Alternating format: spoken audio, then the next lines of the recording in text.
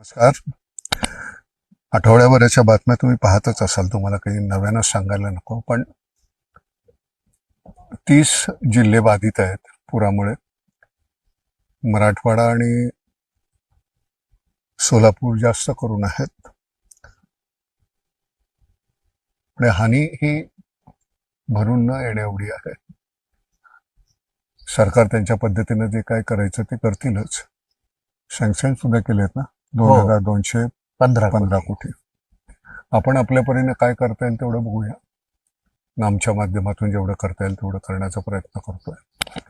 धन्यवाद. तुला काय सांगायचं तसं? ह्या म्हणजे मराठवाड्याने कधीही अनुभवला नाही असा अतिवृष्टीचा पाऊस यावर्षी मराठवाडा अनुभवतो आहे. आणि त्यामुळे महाराष्ट्रातील जवळपास या अतिवृष्टीमुळे 30 जिल्हे बाधित झालेले आहेत. यामध्ये जवळपास 50 लाख हेक्टरवरचं पिकाचं आणि फळबागांचं नुकसान झालेलं आहे.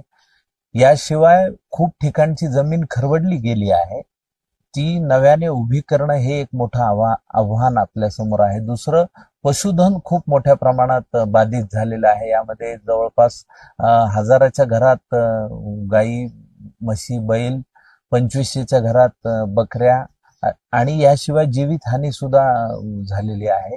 घरांची पडझड मोठ्या प्रमाणात झालेली आहे. आत्ताच मी बातमी ऐकली, गेवराई तालुक्यातलं शिरसा मार्ग म्हणजे ज्याला मोसंबीचं हब म्हणून ओळखलं जातं, तिथं 3000 एकरवरची मोसंबी बाग सगळीच्या सगळी उद्ध्वस्त झालेली आहे. तर हे मोठं अस्मानी संकट महाराष्ट्रावर आलेलं आहे.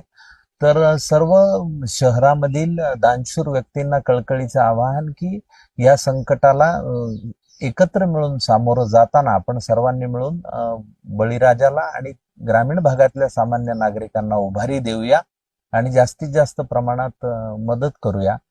कुणीही खचून जाऊ नये आणि यातून अविचार करू नये, हे मात्र कळकळीचं आवाहन नाम फाउंडेशनच्या निमित्तानं करतो. आम्ही मदतीला सुरुवात केलेली आहे. किराणा किट्सच्या वाटपापासून ही सुरुवात आहे. यानंतर आपण रबी हंगामासाठी पुन्हा शेतकऱ्यांना कशी उभारी मिळेल आणि बळीराजा कसा उभा राहील यासाठी एकत्र हातात हात मिळवून काम करूया, असं या निमित्ताने सांगतो. धन्यवाद. कपडे आणि धान्य, टूथपेस्ट, वापरलेली फक्त कुठली गोष्ट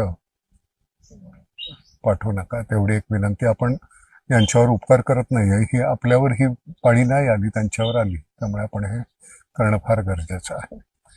जे जे तुम्हाला कपडे फार महत्वाचे आहेत, कारण सगळंच वाहून गेलेलं आहे. धान्य जे असेल, आता ते तिथली परिस्थिती नेमकी काय आहे हे कळल्यानंतर मग, कारण सगळाच चिखल आहे, राडा आहे. धान्य जर पाठवलं तर शिजवणार कसं, इंधन आहे का? तर त्यामुळे ते जसं जसं कळेल त्या पद्धतीनं त्या मदतीचा ओघ सुरू होईल.